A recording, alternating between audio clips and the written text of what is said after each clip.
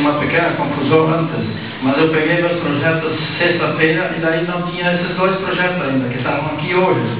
E daí eu vi que esse projeto entrou antes e eu estava consciente, lendo bem ativo isso aqui e não escutando a leitura do vereador Wilson.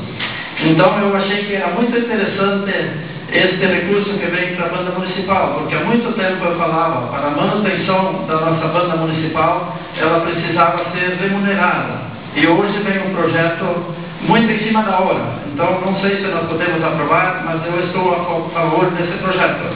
Se nós podemos aprovar, sim ou não, isso nós vamos decidir agora.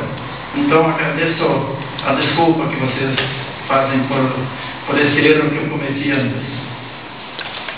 Palavra está à disposição. Ninguém mais querer se manifestar, coloca o projeto em votação. Quem estiver a favor, permanece como está. Os contrários se manifestam. Aprovado por unanimidade.